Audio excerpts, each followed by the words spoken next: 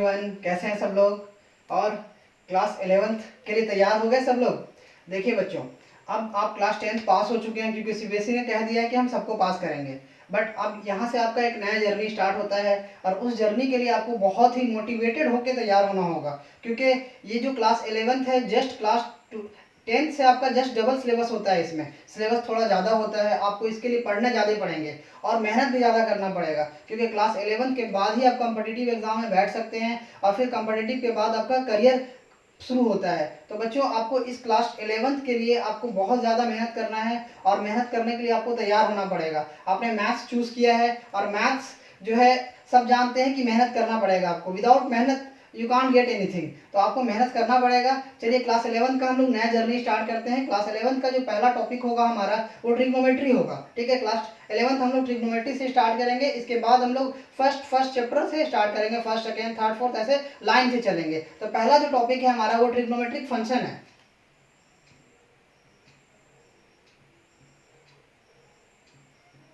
Trigonometric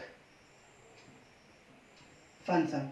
देखिए बच्चों, trigonometry के बारे में क्लास 10th में हम लोग पढ़ चुके हैं। बहुत बेसिक कॉन्सेप्ट लिया था क्लास 10th में। क्लास 10th में जितना कुछ भी पढ़े हैं ट्रिग्नोमेट्री के बारे में वो हमारे लेक्चर में डाला हुआ है, आप जाके प्लेलिस्ट में चेक कर सकते हैं। आप एक काम कर सकते हैं कि अगर वीडियो थोड़ा लंबा है तो आप इसको शॉर्ट वे में देख सकते हैं। थोड़ा फास्ट बढ़ा दीजिए, स्पीड बढ़ा करके आप देख लीजिए उसको, कम से कम इंट्रोडक्शन देख लीजिए हर टॉपिक का, ताकि आपको क्लास 11th के क्वेश्चन समझने में और बनाने में आपको मदद मिले। चलिए क्लास 11th का हमारा ट्रिग्नोमेट्री स्टार्ट करते हैं। ट्रिग्नोमेट्री का जो बेसिक था वो थोड़ा बहुत मैं बता देता हूँ आपको, ताकि क्लास 11th के जो क्वेश्चन डील करेंगे हम लोग वो आपको आराम से हर एक क्वेश्चन बनता चला जाए। चलिए पहला जो पढ़े थे हम लोग ट्रिग्नोमेट्रिक रेशियो पढ़े थे। फर्स्ट टॉपिक जो था हमारा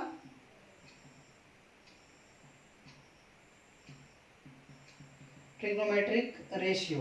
ट्रिग्नोमेट्रिक रेशियो हम लोग टोटल 6 रेशियो पढ़े थे बच्चे। ठीक है, पहला रेशियो था क्या, साइन थीटा। दूसरा था हमारा कॉस थीटा। तीसरा था हमारा टैन थीटा। चौथा था कॉट थीटा। इसके बाद था सेक थीटा। इसके बाद था हमारा कॉसेक कॉसेक थीटा। अब देखिए बच्चों, इसका कुछ फॉर्मूला था। ये था हमारा P बाई एच, ये था हमारा B बाई एच। इसके बाद tan P by B, cot को हम लोग B बाई P बोलते थे, सेक कॉस को हम लोग H बाई बी बोलते थे और कॉसेक को H बाई P बोलते थे। यहाँ से हम लोग को ये पता चलता था कि कुछ पार्ट रेसिप्रोकल भी होता था। वो कैसे रेसिप्रोकल होता था, ये जितना भी आपका बेसिक मैं बता रहा हूँ, फिर आपको क्लास 11th का स्टार्ट करेंगे हम लोग। ठीक है, देखिए साइन थीटा किसका रेसिप्रोकल होता था, तो sine theta is equal to 1 by हम लोग क्या लिखते थे, कॉसेक थीटा। इसके बाद कॉस थीटा क्या होता था हमारा 1 by sec theta. Next sine cos tan theta क्या होता था हमारा, tan theta 1 by cot theta लिखते थे और टैन थीटा को हम लोग sine theta by cos theta भी लिखते थे। ठीक है, नेक्स्ट हमारा टैन के बाद कॉट थीटा को हम लोग क्या लिखते थे 1 बाई टैन थीटा। इसके बाद इसको हम लोग cos theta by sine theta भी लिखते थे। नेक्स्ट इसके बाद क्या था, कॉट के बाद बताइए जल्दी, कॉट के बाद था हमारा सेक थीटा। सेक किसका रेसिप्रोकल होता था 1 बाई कॉस थीटा का और कॉसेक थीटा।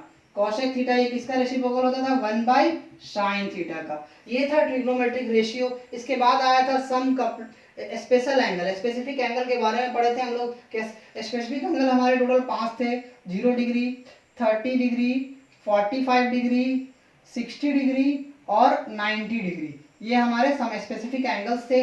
इसका मैंने डाटा बताया था आप लोगों को, याद करने का बहुत शॉर्ट ट्रिक बताया था। यहाँ पे हम रिवीजन करवा देते हैं ताकि आपको नया टॉपिक समझने में आसानी हो। देखिए साइन थीटा, फिर है कॉस थीटा, इसके बाद है हमारा टैन थीटा, नेक्स्ट है हमारा कॉट थीटा, इसके बाद है हमारा सेक थीटा और ये कॉसेक थीटा। थोड़ा स्पीड में बता रहे हैं इसलिए क्योंकि 11th का टॉपिक है, 11th हम स्टार्ट करने जा रहे हैं, 10th रिवीजन कर रहे हैं, ताकि आपको ये सब पता होगा, बस एक बार दोबारा से याद हो जाए सब। ठीक है, साइन का क्या था आपको कि याद रखने के लिए, और याद रखने का तरीका भी मैंने बताया था। क्या बताया था कि रूट अंडर 0 से शुरू करेंगे, 0/4, इसके बाद फिर रूट अंडर 1/4, रूट अंडर 2/4, इसके बाद root under 3/4, next root under 4/4, ये बताया था मैंने। और 0/4 बोले तो 0 ही हो जाएगा, 1/4 बोले तो 1/2 हो जाएगा, 1/45 में क्या हो जाएगा, ये कट जाएगा 1/2 तो 1/√2 हो जाएगा ये,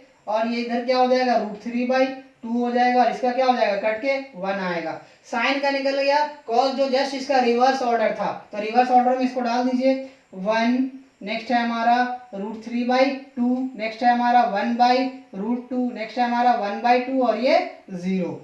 tan जो होता था साइन बाई कॉस, देखिए tan theta is equal to sine theta by cos theta है, तो sine theta divided by cos मतलब कि 0/1 क्या लिखेंगे हम लोग, 0 ही लिखेंगे। 1/2 डिवाइडेड बाई √3/2, अब क्या होगा 2 कट जाएगा और क्या बचेगा मेरे पास 1/√3 बचेगा। नेक्स्ट हमारा क्या था 1/√2, 1/√2 डिवाइड होगा क्या हो जाएगा, दोनों कैंसिल हो जाएगा और फाइनली 1 बचेगा। तो √3/2 और 1/2 क्या होगा, 2 कैंसिल हो जाएगा और क्या बचेगा ओनली √3, 1/0 डिनोमिनेटर पार्ट में जब 0 आ जाता था तो हम लोग क्या लिखते थे, इन्फिनिटी या फिर नॉट डिफाइंड, ठीक है। नेक्स्ट इसको जस्ट रिवर्स ऑर्डर में कर दीजिए कॉट के लिए, तो ये आपका इन्फिनिटी हो जाएगा, ये आपका √3 हो जाएगा, ये आपका 1 होगा, यहाँ आपका 1/√3 होगा और ये आपका 0 हो जाएगा। चलिए बच्चों शेक के लिए करते हैं, शेक किसका रेसिप्रोकल है, तो शेक हमारा कॉस का रेसिप्रोकल है, sec theta is equal to 1/cos theta, तो हम सेक थीटा जो है वो कॉस थीटा का रेसिप्रोकल है, तो 1 का रेसिप्रोकल करेंगे तो 1 ही आएगा, तो 1 का रेसिप्रोकल 1। √3/2 का रेसिप्रोकल करेंगे, 2 ऊपर भेजे √3 नीचे आ गया तो क्या होगा ये 2/√3, यहाँ पे √2 को ऊपर भेजेंगे 1 को नीचे लाएंगे तो ओनली √2, 2 ऊपर भेजेंगे 1 नीचे लाएंगे तो ओनली 2, 0 ऊपर भेजेंगे और नीचे 1 लाएंगे, सॉरी 0/1 लिखेंगे, 1 ऊपर भेजेंगे 0 नीचे लाएंगे तो क्या होगा नॉट डिफाइंड, क्योंकि डिनोमिनेटर पार्ट में 0 आ गया तो ये इन्फिनिटी नॉट डिफाइंड, इसको हम लिख सकते हैं नॉट डिफाइंड। यहां तक क्लियर है, कोई दिक्कत तो नहीं। कॉसेक थीटा की तरफ आते हैं, कॉसेक थीटा हमारा साइन का रेसिप्रोकल है, देखिए 1/sin theta, cosec theta is equal to 1/sin theta है। अब साइन थीटा का जस्ट रेसिप्रोकल करेंगे हम लोग, और चाहे तो हम लोग सेक थीटा का रिवर्स ऑर्डर डाल देते हैं इसको, तो यहाँ पे आपका हो जाएगा इनफाइनाइट हो गया, ये हो जाएगा 2, ये हो जाएगा √2, ये हो जाएगा 2/√3 और यहाँ हो जाएगा आपका 1। अगर आप इससे चेक करना चाहते हैं साइन से तो क्या हो जाएगा, नीचे में 0/1 लिखे, 1 ऊपर 0 नीचे, तो इनफाइनाइट हो जाएगा, 2 ऊपर चला जाएगा तो 2 हो जाएगा, 2 √2 ऊपर चला गया √2, 2 ऊपर गया √3 नीचे आया, 2 ऊपर √3 नीचे और यहाँ 1 है तो 1/1 करेंगे तो 1 ऊपर जाएगा तो 1 ही आएगा। तो ये 2 टॉपिक हो गया, हमारा ट्रिग्नोमेट्रिक रेशियो था और trigonometric ratio of some specific angle था। ये 2 टॉपिक हम लोग पढ़े थे क्लास 10th में, इसको पॉज करके अच्छे से समझ लीजिए। इसके बाद फिर नेक्स्ट टॉपिक क्लास 10th का बताते हैं आपको, जो आपने क्लास 10th में पढ़ा है। देखिए बच्चों, इसके बाद जो हमारा नेक्स्ट टॉपिक है बच्चों, उसके बारे में हम बताएंगे अभी आपको, वो है कम्प्लीमेंट्री एंगल के बारे में। कॉम्प्लीमेंट्री एंगल के बारे में पढ़े थे हम लोग, पूरा डिटेल में मैंने लेक्चर बनाया है कॉम्प्लीमेंट्री एंगल के बारे में, पर यहाँ पे शॉर्ट में बताएंगे आपको, क्योंकि हम यहाँ रिवीजन कर रहे हैं, क्लास 11th स्टार्ट करना है अब, ठीक है। क्लास 11 का पढ़ाई हमारा स्टार्ट होगा, बस रिवीजन पार्ट है ये, ठीक है। तो क्या होगा, देखिए कॉम्प्लीमेंट्री एंगल में कुछ फॉर्मूला था, ठीक है। क्या था, पहला cos sine theta, sine 90 minus theta, sine 90 minus theta क्या होता था हमारा cos theta. Next cos 90 minus theta, ये क्या होता था साइन थीटा। इसके बाद नेक्स्ट अगला कॉट 90 माइनस थीटा, ये क्या होता था टैन थीटा। इसके बाद कॉट के बाद हम लोग क्या लिखते थे sec tan, tan 90 minus theta लिखेंगे तो ये हो जाएगा cot theta, tan 90 minus theta, sorry tan 90 minus theta, tan 90 minus theta ये हो जाएगा आपका कॉट थीटा। इसके बाद नेक्स्ट जो है आपका सेक 90 माइनस थीटा, ये हो जाएगा आपका कॉसेक थीटा, और कॉसेक 90 माइनस थीटा ये हो जाएगा आपका सेक थीटा। हम लोग ये पढ़े थे कॉम्प्लीमेंट्री एंगल में, टोटल 6 था ये, ठीक है। इसके बाद हम लोग जो पढ़े थे लास्ट ट्रिग्नोमेट्रिकल आइडेंटिटीज, टोटल हमारे पास 3 मेन आइडेंटिटी था। पहला आइडेंटिटी क्या था हमारा साइन स्क्वायर थीटा, सब याद आ रहा है सबको, sine square theta plus cos square theta is equals to 1 होता था। नेक्स्ट इस जो पहला आइडेंटिटी है, इससे हमारे पास टोटल 4 और आइडेंटिटी निकलते थे। कैसे निकलते थे, देखिए साइन स्क्वायर थीटा का वैल्यू निकालते थे, कैसे निकालते थे 1 माइनस कॉस स्क्वायर थीटा होता था वो। अगला इसके बाद साइन थीटा का वैल्यू निकालते थे, वो क्या होता था √1 माइनस कॉस स्क्वायर थीटा होता था। नेक्स्ट हम यहाँ से कॉस स्क्वायर थीटा का वैल्यू निकालेंगे, क्या होगा cos square theta is equal to 1 minus sine square theta. अगला कॉस थीटा का जो वैल्यू निकालते थे वो कैसे निकालते थे, root under 1 minus sine square theta. ये टोटल 4 बनते थे पहला से, ठीक है। दूसरा मेन आइडेंटिटी था हमारा साइन कॉस हो गया 1 plus cot square theta is equals to cosec square theta, ये होता था, ठीक है। इससे भी 4 बनते थे। फर्स्ट कॉट स्क्वायर थीटा का वैल्यू निकालते थे हम लोग कैसे, कॉसेक स्क्वायर थीटा माइनस 1। दूसरा कॉट थीटा का वैल्यू निकालते थे root under cosec square theta minus 1। Next अगर हम 1 को यही रखें, कॉट को उधर ले जाएं, एक और फॉर्मूला बन जाएगा हमारा 1 is equals to cosec square theta minus cot square theta. Next last one कैसे होगा, इसके ऊपर का स्क्वायर हटा देंगे तो इधर रूट लग जाएगा, तो हम कह सकते हैं कि cosec square theta is equal to root under 1 plus cot square theta. अब ये दूसरा आइडेंटिटी से टोटल 4 बन गया। अब थर्ड आइडेंटिटी तो जो था हमारा, वो थर्ड आइडेंटिटी इसको लिख लिया आप लोग। चलिए मैं इसको रब कर देता हूं।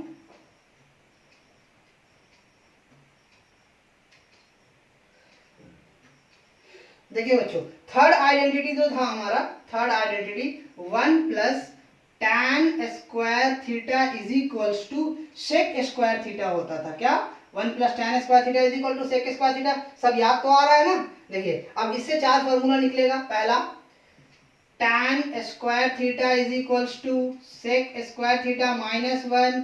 Next tan theta is equals to root under sec square theta minus 1। Next 1 is equals to sec square theta minus tan square theta, और last one is sec theta is equals to root under 1 plus tan square theta. ये total हमारे पास class 10th में जो पढ़ा था उसका quick revision part है, ठीक है। इसके बाद हम लोग क्लास 11th का जर्नी स्टार्ट करने जा रहे हैं। क्लास 11th का जो है बच्चों, क्लास 11th का जो पार्ट है हमारा थोड़ा सा डिफरेंट है क्लास 10 से। थोड़ा कुछ और फॉर्मूले मिलेंगे, पर इसी फॉर्मूला से हम लोग इसी के हेल्प से आगे पढ़ेंगे, क्योंकि ये हमारे कॉन्सेप्ट में होना बहुत ज़रूरी है। अगर ये नहीं होगा हमारे कॉन्सेप्ट में तो फिर हम सॉल्व करने में हमें दिक्कत होगा। इसलिए मैंने आपको रिवीजन बता दिया, quick revision part. Next start करते हैं बच्चों हम लोग अपना क्लास 11th का जर्नी। चलिए अब यहाँ से थोड़ा आराम से समझिए। उसको मैंने थोड़ा फास्ट बताया था, पर इसको थोड़ा आराम से बता रहे हैं। देखिए बच्चों, क्लास 11th में जो हमको पढ़ना है ट्रिग्नोमेट्री, देखिए सबसे पहले ट्राइंगल के अंदर पढ़ना है ट्रिग्नोमेट्री। ये तो बेसिक पता ही है मुझे। एक ट्राइंगल हम बना लिए, ठीक है। इस ट्राइंगल के अंदर 3 एंगल ए बी सी, ये एंगल हो गया हमारा। ए के अपोजिट में स्मॉल ए, बी के अपोजिट में स्मॉल बी और सी के अपोजिट में स्मॉल सी। तो ये साइड्स हो गए। ये 6 चीज हुए मेरे पास। क्या क्या हुआ, angle A, angle B, angle C, side A, side B, side C. इसको हम लोग एलिमेंट्स ऑफ ट्राइंगल कहेंगे, एलिमेंट्स ऑफ ट्राइंगल। ट्राइंगल के ये हमारे एलिमेंट्स हैं, ठीक है। इसके बाद क्या समझना था, एंगल के बारे में। हम लोग थीटा को क्या बोलते थे, एंगल बोलते थे। थीटा जो होता था वो हमारे एंगल से डिनोट होता था। हम जो भी पढ़े थे वो सारे पॉजिटिव एंगल पढ़े थे। क्लास 11th में हमारे पॉजिटिव भी होंगे और नेगेटिव भी एंगल्स होंगे। कैसे होंगे जरा देखें। देखिए ये आपका एक लाइन है, इस तरीके से समझिए। देखिए बच्चों थोड़ा सा देखिए, सपोज मैंने कह दिया कि ये एक लाइन है, ये पॉइंट ओ हो गया और ये ए हो गया, ठीक है। अब यहाँ पे इस लाइन को मैंने फिक्स लाइन कह दिया। क्या कहा, ये फिक्स्ड लाइन है। अब इस लाइन के ऊपर एक और लाइन डालते हैं हम लोग। इस लाइन को बोलेंगे रिवॉल्विंग लाइन, ठीक है। पर ये आपको दिख नहीं रहा होगा क्योंकि जस्ट इसको कोइंसाइड किया हुआ है इसके ऊपर है जब, ठीक है। तो इसको हम लोग बोले रिवॉल्विंग लाइन, रिवॉल्विंग लाइन। अब देखिए समझिए बच्चों, अगर ये रिवॉल्विंग लाइन को उठाए हम, ठीक है, उठा करके ऊपर की तरफ ले जा सकते हैं। रिवॉल्विंग लाइन को नीचे की भी तरफ ला सकते हैं। अगर ऊपर की तरफ लेके गए ये, तो यहाँ पे ट्रेस आउट करेगा एक एंगल और ये होगा थीटा, और ये थीटा ऑलवेज पॉजिटिव होगा। और ये जो डायरेक्शन है ये हमारा एंटी क्लॉकवाइज डायरेक्शन है, anti clockwise direction. Anti clockwise direction में थीटा हमेशा क्या रहेगा, पॉजिटिव रहेगा। अगर यही हमारा लाइन जो फिक्स लाइन है रिवॉल्व करके नीचे की तरफ आ जाता है तो यहाँ भी एंगल ट्रेस आउट करेगा और ये भी हम थीटा ही कहेंगे, और इस थीटा का जो वैल्यू होगा वो क्या होगा, नेगेटिव होगा, क्योंकि ये क्लॉकवाइज डायरेक्शन है, ये क्लॉकवाइज डायरेक्शन में आ रहा है, क्लॉकवाइज डायरेक्शन, ये क्लॉकवाइज डायरेक्शन में हो गया। तो थीटा का कॉन्सेप्ट हम लोग समझ गए। थीटा का कॉन्सेप्ट क्या है, अगर ये एंटी क्लॉकवाइज चला तो पॉजिटिव, और क्लॉकवाइज चला तो ये नेगेटिव थीटा होगा। इसका मतलब ये समझे हम लोग कि क्लास 11th में जो ट्रिग्नोमेट्री पढ़ेंगे हम लोग, उसमें हम लोग पॉजिटिव एंगल्स भी पढ़ेंगे और नेगेटिव एंगल्स भी पढ़ेंगे। हमने बताया था आपको क्लास 10th में कि फर्स्ट क्वाड्रेंट के अंदर हम क्लास 10th का ट्रिग्नोमेट्री पढ़ते हैं, क्योंकि 0 to 90 पढ़ना होता है, 0 से शुरू करते हैं, परपेंडिकुलर पे आके हम लोग रुक जाते हैं, ठीक है। बट 0 इसके बीच में कुछ स्पेसिफिक एंगल्स था हमारा, जैसे कि 0 डिग्री, 30 डिग्री, 45 डिग्री, 60 डिग्री और 90 डिग्री, यहाँ पे आके हम लोग रुक गए तो ये एक राइट एंगल ट्रायंगल हो जाता था। इसी के अंदर हम लोग ट्रिग्नोमेट्री पढ़ते थे, वो फर्स्ट क्वाड्रेंट होता था। बट अब जो ट्रिग्नोमेट्री पढ़ेंगे हम लोग, वो पूरा चारों क्वाड्रेंट के अंदर पढ़ेंगे। अब जरा समझिए क्वाड्रेंट कहाँ क्या है, इसको बताते हैं हम। इतना तो लिख लिए थे ना सब लोग। देखिए बच्चों, आज बेसिक इंट्रोडक्शन पार्ट चल रहा है, ठीक है, तो थोड़ा सा आराम से पढ़िए, ताकि किसी भी चीज का बेसिक क्लियर होना जरूरी है। अगर आपका बेसिक क्लियर होगा तो आप एडवांस लेवल के क्वेश्चन आराम से बना सकते हैं, ठीक है। स्टार्ट करते हैं। हमने एक प्लेन के ऊपर दो म्यूचुअली परपेंडिकुलर लाइन डाला, ठीक है, एक एक्स एक्सिस में और दूसरा वाई एक्सिस में। This is X axis and this is your Y axis. इसमें टोटल 4 क्वाड्रेंट बनते हैं हमारे। ये आपके फर्स्ट क्वाड्रेंट हो गए, ठीक है, ये आपके फर्स्ट क्वाड्रेंट, ये आपके सेकेंड क्वाड्रेंट हो गए, ये आपके थर्ड क्वाड्रेंट हो गए, and last one is fourth quadrant,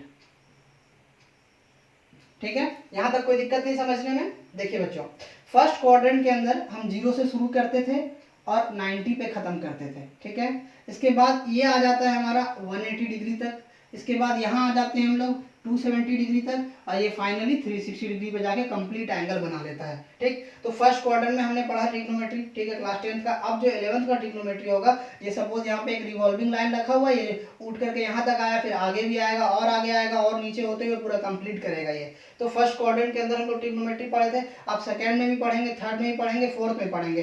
first quadrant में सारा पॉजिटिव होता था, एक्स का वैल्यू भी पॉजिटिव और y का वैल्यू भी पॉजिटिव होता था। बट यहाँ पे निगेटिव वैल्यू भी मिलेगा हमको, क्योंकि थीटा का वैल्यू चेंज होगा, पॉजिटिव भी रहेगा और वो निगेटिव भी रहेगा। यहाँ तक कोई दिक्कत नहीं समझने में। चलिए आगे बढ़ते हैं हम लोग अपने टॉपिक की तरफ। क्लास 11th का जो ट्रिग्नोमेट्री पढ़ेंगे, एंगल का मेजरमेंट कैसे करेंगे, ठीक है, measurement of right angle.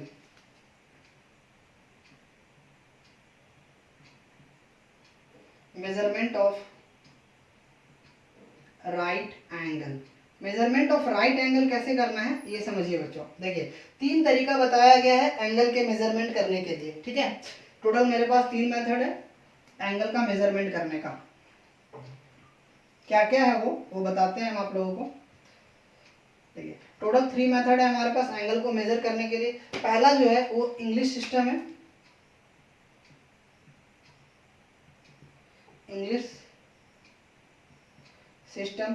Second जो है हमारा ये है फ्रेंच सिस्टम, फ्रेंच सिस्टम, ठीक है।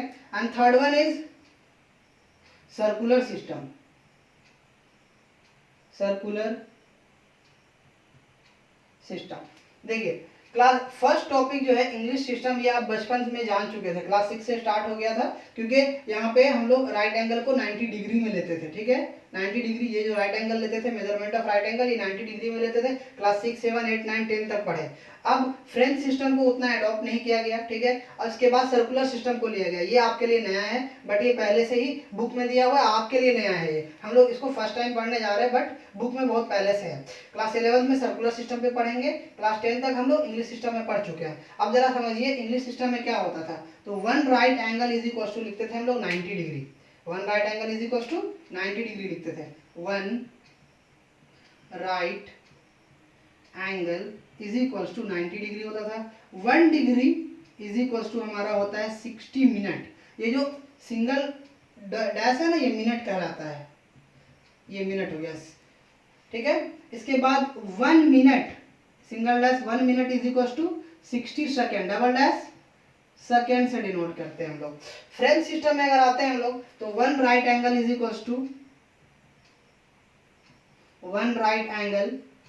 टू कहते हैं हम लोग 100 ग्रेड, जी से डिनोट करते हैं इसको हम लोग। 1 grade is equals to 100 minute होता है, ठीक है। अब आते हैं सर्कुलर सिस्टम में, जो कि हमको पढ़ना है अभी 11th क्लास में। फ्रेंच सिस्टम अडॉप्ट नहीं किया गया उतना, ठीक है। इंग्लिश सिस्टम में हम लोग पढ़ चुके हैं, अब आते हैं हम लोग सर्कुलर सिस्टम में आ गए। सर्कुलर सिस्टम में जो पढ़ना है बाबू, ये समझिए, सर्कुलर सिस्टम में क्या पढ़ना है मुझे, one right angle is equals to होता है हमारा π/2, ठीक है। अभी समझाएंगे इसका कॉन्सेप्ट, ठीक है। One right angle is equals to π/2 होता है, ठीक। तो इंग्लिश सिस्टम में one right angle is equal to 90 degree, 1 degree is equal to 60 minute, 1 minute is equal to 60 second. French system में one right angle is equal to 100 grade, और 1 grade is equal to 100 minute हुआ, और one right angle is equal to π/2 radian. इसको हम लोग radian को सी से denote करते हैं, ठीक है, π/2, और यहाँ ऊपर सी लगाते हैं। सी इसलिए लगाते हैं क्योंकि ये सर्कुलर सिस्टम का पार्ट है। अब हम आगे बढ़ते हैं, इसी को आगे बढ़ाते हैं हमारा, ठीक है। देखिए, सबसे पहले हम ये समझते हैं कि ये जो सर्कुलर सिस्टम जो पढ़ने जा रहे हैं हम, इसको थोड़ा समझ लेते हैं।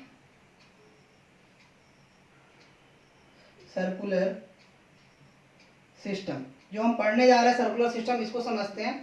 सपोज हमारा ये एक फिक्स लाइन है, ठीक है, ये हमारा फिक्स लाइन हो गया। इसके ऊपर एक रिवॉल्विंग लाइन हम डालें, एक रिवॉल्विंग लाइन। अब ये revolving line anti clockwise direction में गया और ये यहाँ आके रुक गया, तो कुछ एंगल ट्रेस आउट किया। इस एंगल ट्रेस आउट को हम लोग क्या बोलेंगे, थीटा। और ये पॉजिटिव डायरेक्शन में तो पॉजिटिव, एंटी क्लॉकवाइज डायरेक्शन में तो पॉजिटिव थीटा हुआ। हम लोग पॉजिटिव का सिंबल शो नहीं कर रहे हैं, बट ये पॉजिटिव थीटा है, ठीक।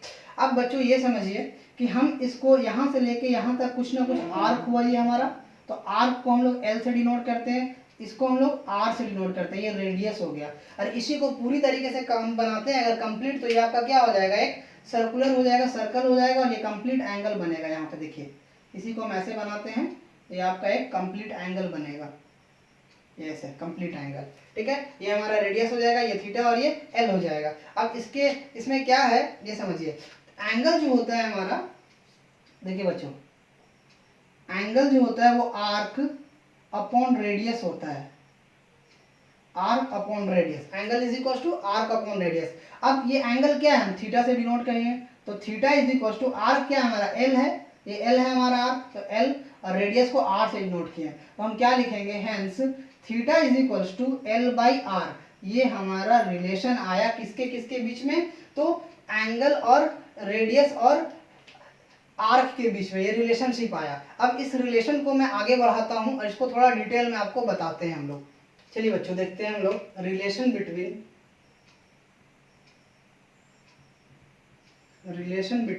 को BW लिख रहे हैं, ठीक है, डिग्री एंड रेडियन।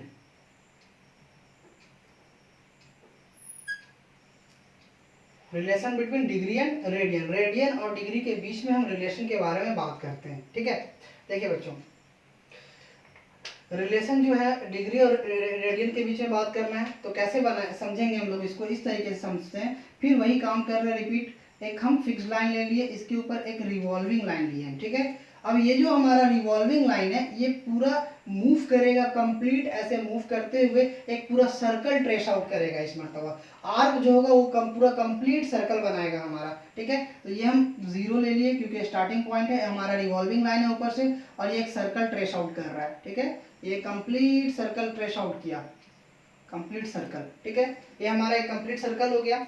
अब देखिए बच्चों, यहाँ पे थीटा का जो वैल्यू होगा और थीटा का वैल्यू, यहाँ पे रेडियस तो हमारा आर हो जाएगा, रेडियस हमारा आर हो जाएगा, ठीक है। इसके बाद ये एक पूरा कंप्लीट एंगल ट्रेस आउट किया है, तो यहाँ पे थीटा जो होगा वो कितना डिग्री होगा, 360 डिग्री होगा। अब हम लोग रिलेशन निकाल रहे हैं डिग्री और रेडियन के बीच में। हम क्या जानते हैं कि angle is equal to arc upon radius, angle is equal to arc upon radius. Angle को किस चीज से डिनोट करते हैं हम लोग, थीटा से डिनोट करते हैं, तो theta is equal to arc L और रेडियस हमारा आर। अब देखिए यहाँ पे थीटा जो है वो कितना है, पूरा कंप्लीट एंगल 360 डिग्री है, और एल जो है वो लेंथ ऑफ आर्क है, ये लेंथ ऑफ आर्क है, और ये पूरा सर्कल एक बार कंप्लीट किया है तो इसको क्या बोलेंगे हम लोग, 2 पाई आर, क्योंकि सरकमफ्रेंस है ये पूरा कंप्लीट सर्कल का, तो ये 2 पाई आर होगा। रेडियस को आर ही रहने देंगे, ठीक है, यहाँ से आर और आर कैंसिल हो गया हमारा। अब देखिए 360 degree is equals to 2 pi. अब यहाँ से हम क्या करेंगे, 360 divided by 2 is equals to pi, यहाँ से 2 से कैंसिल करेंगे, 2 1 जा 2, 2 8 जा 16 और ये 0 हो गया।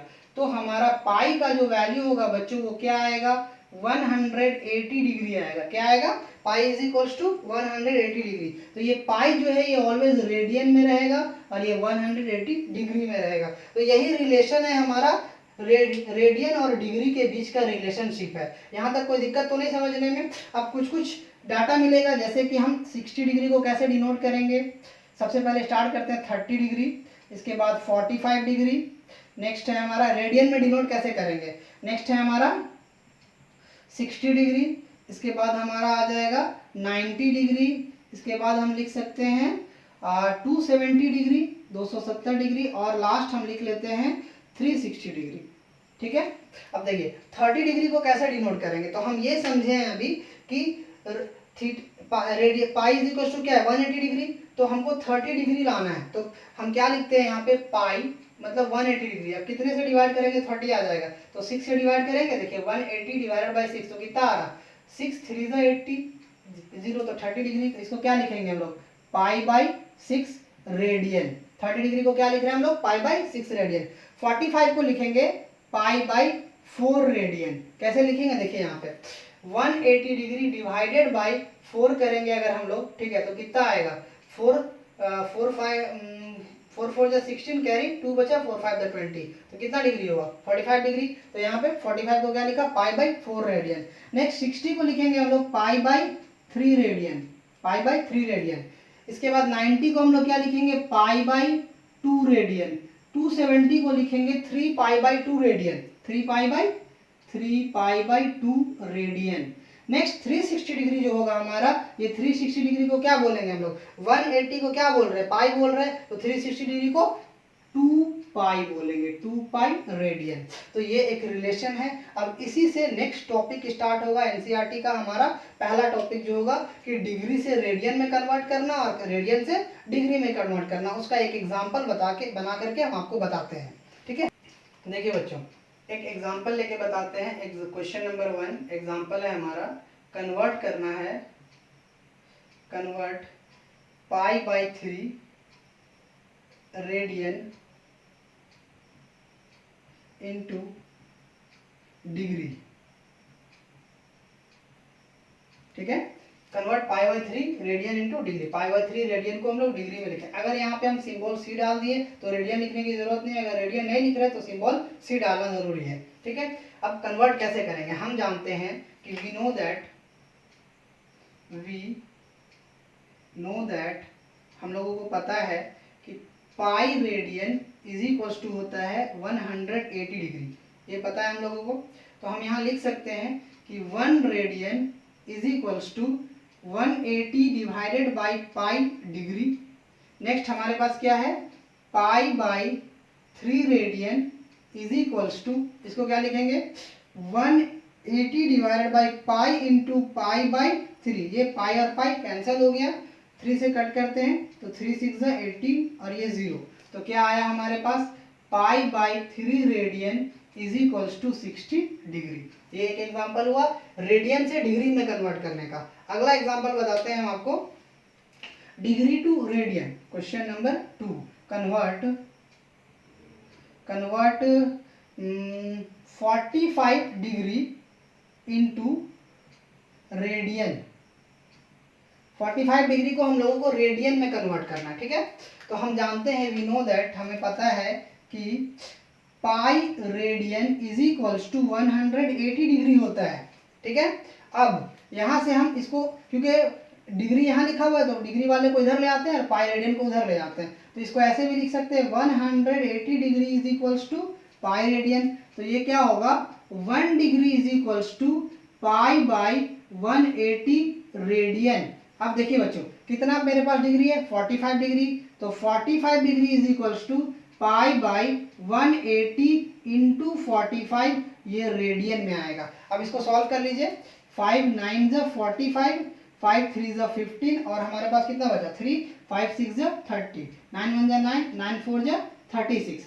तो 45 degree is equals to pi by 4 radian. यहाँ तक समझ में आ गया।